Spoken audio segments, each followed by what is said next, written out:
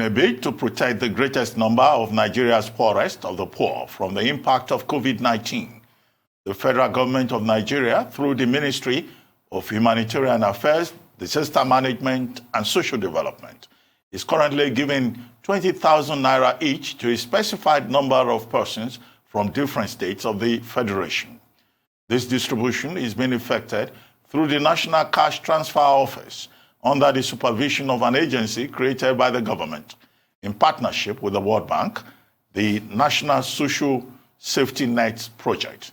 This morning, we'll be examining this issue with Yowa Apera, National Coordinator, National Social Safety Net Coordinating Office, the Operational Office of the Federal Government World Bank Assisted National Social Safety Net Project, which aims at providing access to targeted transfers to poor and vulnerable households under an expanded national social safety net system.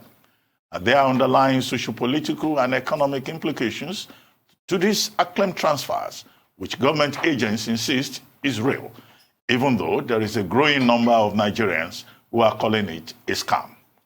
With the matter now bordering on issues of credibility and accountability, is there a functional social register from which the supposed beneficiaries of this scheme are drawn from? We'll be finding all of that out in a short while. And moving on, we'll also be talking to DG Adeleke, a data analyst and strategist, and we'll be addressing issues emerging from the daily supply of data on COVID-19 in Nigeria by the Center for Disease Control.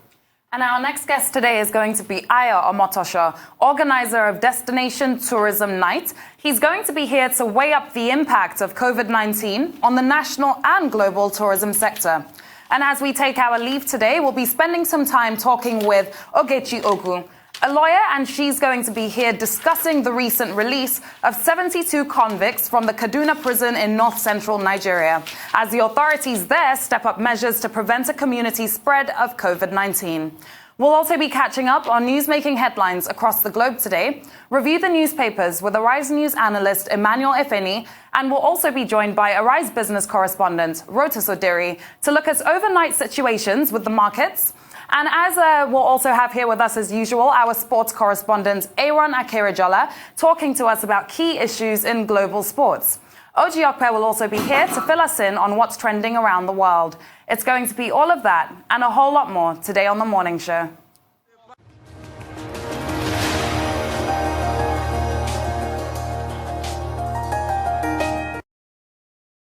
Welcome back to The Morning Show here on Arise News. It's now time to take a look at news stories making headlines around the globe today. Now, treatment of patients suspected of contracting COVID-19 by private hospitals and other undesignated health facilities has sparked concerns about the danger to public health, with many people fearing that it may undermine prevailing efforts to contain the spread of the rampaging virus. Now, the NCDC had established protocols, including that a person with symptoms of COVID-19 should approach it or state health authorities for testing and case management, admonishing citizens not to self-medicate or patronize private healthcare facilities, but rather report to designated isolation centers built for the management of the disease.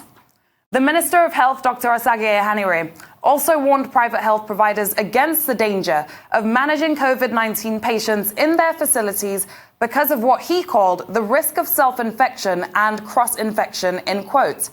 But our sister outfit this day, practice of people, particularly very important personalities, as we refer to as VIPs, shall we say, diagnosed with COVID-19, avoiding designated isolation centers and preferring undesignated private hospitals, is on the increase, particularly in Lagos.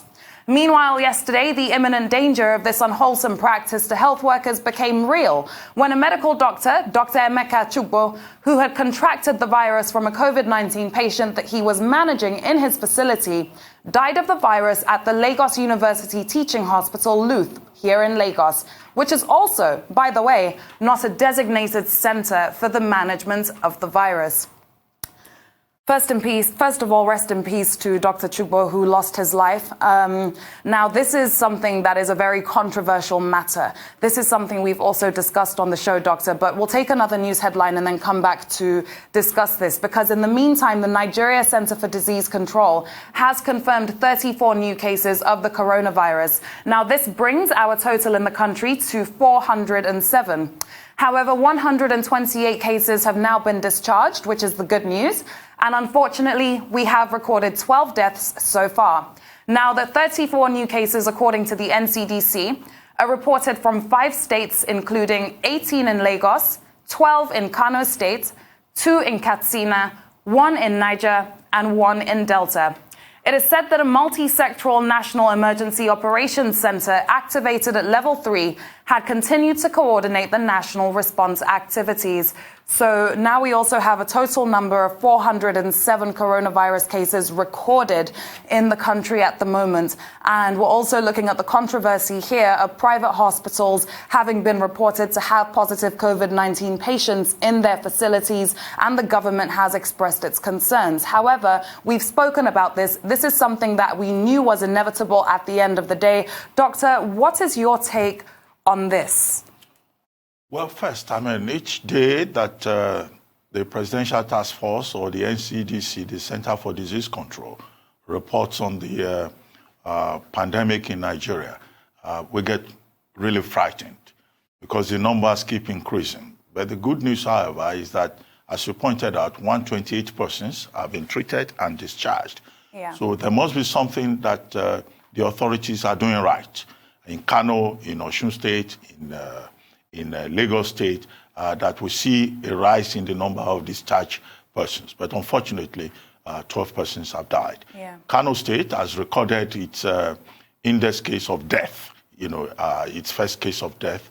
And the number in Kano State has risen to 21. But I see a discrepancy between the figure being quoted by Kano State and the NCDC. Because as at 11:55 yesterday, Kano State was quoting 21. As at 11:20 p.m., the Center for Disease Control was quoting 16 for Kano. I think that it will be important for us to see better synergy between the NCDC and the various states so that we don't keep having these issues with data, with figures.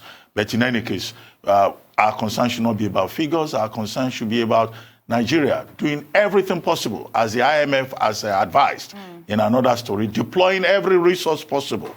And by the way, good news, it looks like the IMF is going to release the rapid facility instrument that Nigeria is asking for, if we're to go by a statement that has been made by the IMF representative for Africa. But as to the issue of private hospitals, well, you know that many persons, particularly the privileged class, their basic instinct will be to go to the private hospital because they can afford it, and also because they may be afraid of the stigma of going to isolation centers.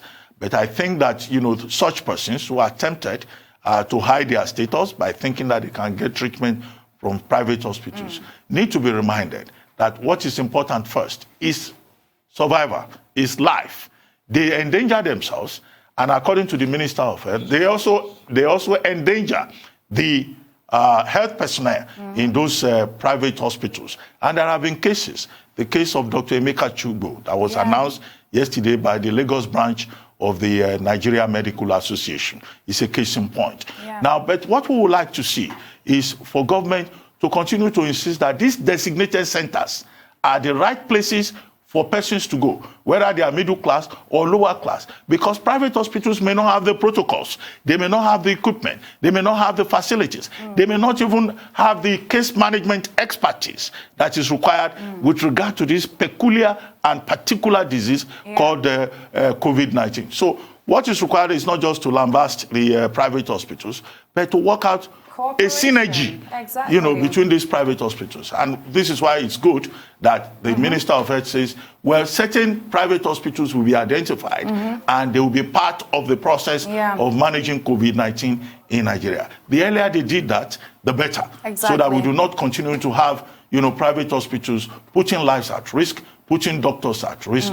It's unfortunate. Dr. Emeka Chugbo, the case that he managed, died on April 3. And then shortly after, he also died. By the time he was taken to Louth, where he had been a resident doctor previously in his career, they said it was rather late.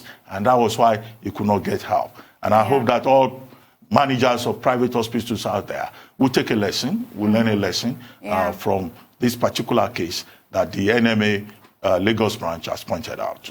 Absolutely. Once again, rest in peace to Dr. Emeka Chugbo, and I could not agree with you more. The important thing here is better coordination between our official health agencies and private hospitals.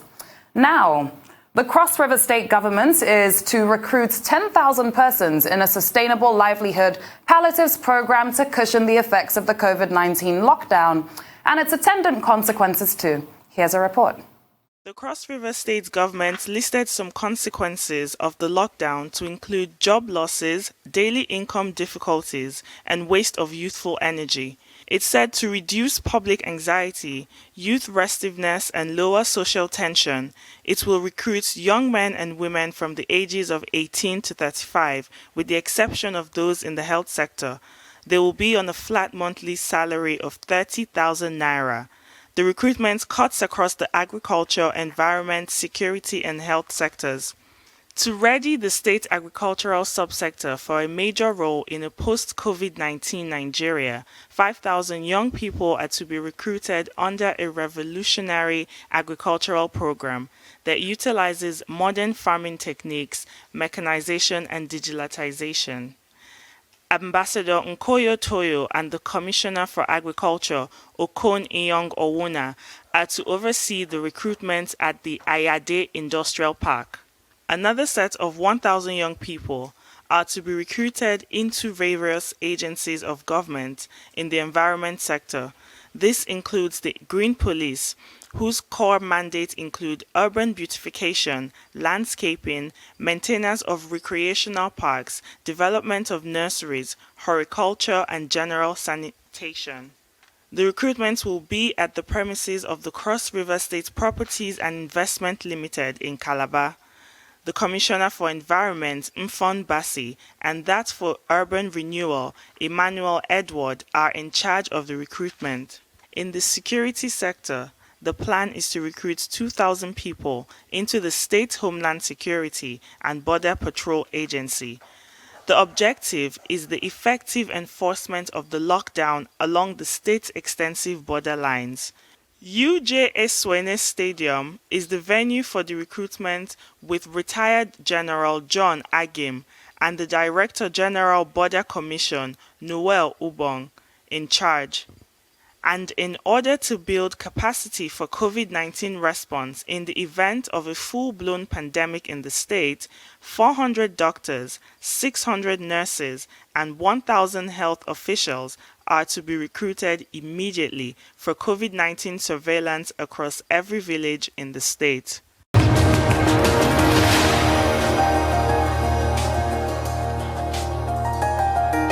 Welcome back to the morning show here on Arise News. Joining us now is Rotus Odiri, Arise News business analyst, with the business story of the day. Yes. Good morning, Rotus. Good morning, Dr. Bassi. Good morning, Leila. How are you doing? Good. So, corporate social responsibility is what we were talking about. This almost feels like an episode of What's Trending with OG, because a number of folks on Nigerian Twitter were discussing defining it. So, back on March the 28th, Dr. Osaige Hanire and Dr. Chike Ihekazu, that's the Minister of Health and the Director General of the NCDC, Center for Disease Control, they both visited the president at Aso Rock and gave him a briefing on COVID-19. And some folks, including myself, were asking, well, why did they have to go all the way over there? They could have just done it via video teleconferencing in order to institute social distance. And if you notice, the president was sitting at a great distance from the Minister of Health. So after that came out, just yesterday, the Minister of Communications and the Digital Economy, Dr. Issa Pantami, sent out a tweet saying that thanks to a particular company, and I didn't actually take the name, I took the name out, but a particular company had installed video conferencing in Aso Rock in order for the president to be able to communicate with the task force on COVID-19 and also communicate using video conferencing in order to instill social distancing. So some folks asked, someone on Twitter responded to him and said, well, how much did you spend on this with the company? 2.6 billion naira, how many billions? He then said, no, it was free. And it was done via corporate social responsibility. Can I ask my question? Yes, of course. Is it just now that we're installing video conferencing in Aso Rock? So that someone asked him that as well, and he said, well, yes, video conferencing has just been installed in Aso Rock, and there we have pictures here of the president actually speak, with the task force on COVID-19. So yeah, that was the first thing. But corporate social responsibility, of course, is, if the definition is where social and environmental goals are instituted through in a company's operations for charitable purposes. And so there's actually a tweet from the company itself, I think we have it as well, where they said, well, thanks to the Ministry of Communications and Digital Economy, we will be instituting this across all ministries, departments, and agencies, and we're going to digitize the nation. So it led to some folks. Yeah, there's the tweet right there from the company, which again we've removed their name just for the purpose of privacy. But anyone who wants to go check out the tweets can see them on the various handles. So essentially, there's 2 points to this, though. Whether or not it's debatable as to whether that's really corporate social responsibility, because you're installing it in a government agency for the purpose of them being able to communicate. But then it also shows that in a post-COVID-19 world, these are one of the paths through which businesses now will be conducted. And Aso Rock is a perfect example to where going forward... Fourth Industrial Revolution. Right, exactly. That's the fourth industrial revolution. First, so you're looking at that. I don't see any problem with identifying the company. Oh, okay. If they've made a contribution at a time when everybody in the world is making a contribution one way or the other. Athletes, old men, there is a Captain Tom in the United Kingdom who has even been raising money. He's 99 years old. So people can contribute in whatever way they deem fit. Right. And such persons should be commended. Now, if it is a contribution by this particular company, then of course they deserve our commendation. They can contribute in various ways. The only thing that the authorities need to worry about in Aso Rock, the presidential villa is a security unit. Yes. Basically, that's what it is. It's just to make sure that they look at the security part of it, so that when the president of Nigeria is communicating with people through video conferencing, the appropriate security measures will have been taken to make sure that that portal, that facility is not compromised. Right. Now, it's not true that this is the first time video conferencing will be used in Aso Rock. We have a whole communication room there. When President Jonathan extended the presidential office and also built a new unit, a new banquet hall. Now, the president of Nigeria has a special communication room from which he can broadcast to the world, from which he can engage people electronically. And as the situation demands, these facilities are set up to serve a particular purpose. Now, the third point is that, yes, it is good for the president himself, to observe social distancing. Now, you could see him observing physical distancing when he met with the Minister of Health and the CEO of the Center for Disease Control. But teleconferencing even makes it easier for him to engage not just with ministers, many of whom may be in isolation, as Nigerians have been demanding, and also probably to engage other world leaders in terms of what ideas can be shared. So I think it's a very good development. And to back your point, yes, social distancing may not even go away post-COVID. There are many lessons, many habits that we are all learning from the phenomenon of COVID-19 that will stay with us much longer after COVID-19. People have learned now that, if you stay at home and you don't go to the beer parlor, you can survive. You won't die if you don't go to the beer parlor or to the pepper soup joint. You can take beer in your house. You can take pepper soup in your house. Correct. You don't have to go about knocking on every pepper soup joint. Not every meeting has to be face-to-face. Not every meeting has to be face-to-face. And if you don't go visit people at home, there are other ways in which you can engage them. So technology, will be a major area of gain from the experience of COVID-19. So I have no problems with the president doing a video conferencing. And I have no problems with a company supporting the process. Okay, but the thing is, though, if we're sticking with the definition of corporate social responsibility, again, Well, it's look, for... I co-edited a book on corporate social responsibility. Okay. I can get you a copy. Okay. So corporate social responsibility is a big thing. It has to do with legal issues, environmental issues. Right. It's not just about just making a contribution of equipment, Right, or but- giving out money. Understood. It's a whole broad range. Yeah, but the thing you is- can enter into it from whatever point. Okay, but then, for the simple fact that, the bedrock of it is supposed to be with regards to social and environmental issues. It's more than that. It's even about the welfare of your workers. True, and so the thing is, if you look at it from the in CSR, charity should start even from the company. Charity But if you were to look at it from the cost perspective of the business that is installing the labor costs, the equipment costs, and claiming that they're going to be doing this across not just Aso Rock, but other ministries, MDAs. departments, and agencies, that's a substantial cost to the business. So to frame that, I mean, they could have done it for a school. If education, lots of schools now are out, and their students who they could have done it for a hospital, for telemedicine. So there's that whole to be debate very as to honest whether with you, and that is a debate that I understand, because quite frankly, we sometimes you leave government to do what government has to do. There's a lot of corporate social responsibility right now that is necessary. For example, there are radio stations that have taken some of their hours to use those hours to bring teachers onto radio to teach students, right? We need to see more investment in technology for students right now, for healthcare workers, etc. So I can understand why it would be in question,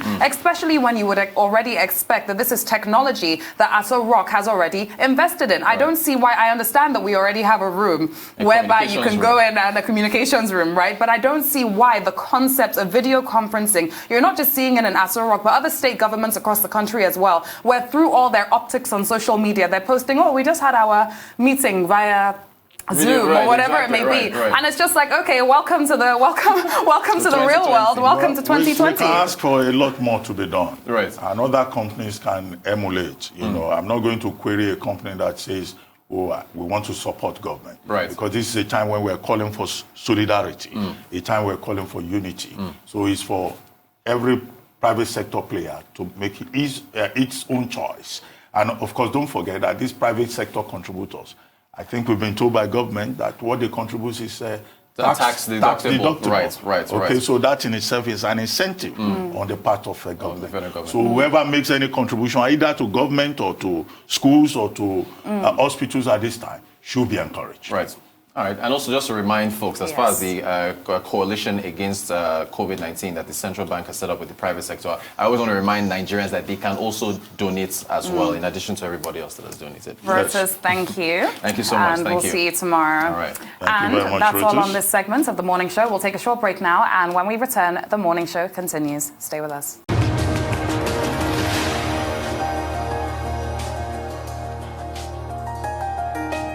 Welcome back to The Morning Show here on Arise News. We're now joined by our sports analyst, Aaron Akerajola, for the latest and overnight developments in the world of sports. Good morning. How are you? Good morning, Leila. Good morning, Doctor. It's good to see you this morning. And first of all, some good news, and that is the fact that one of the first high-profile sports personalities to have contacted coronavirus has now he put out a video yesterday, actually celebrating the fact that he's now free of the virus, or probably the ailments and all the symptoms are actually gone down. Talking about Bukola Olokpa, the former Commissioner of Youth and Sports for Ogun State. For a while, he was in isolation here in Lagos State after he returned from the U.S. And ever since then, he actually tested positive to COVID-19. But as of yesterday, he said he had done another test and he was now negative. Brilliant. So, congratulations to him. Congratulations to Bukola Olokpa. He's also known as Ozogula. Yeah, Ozogula. That's his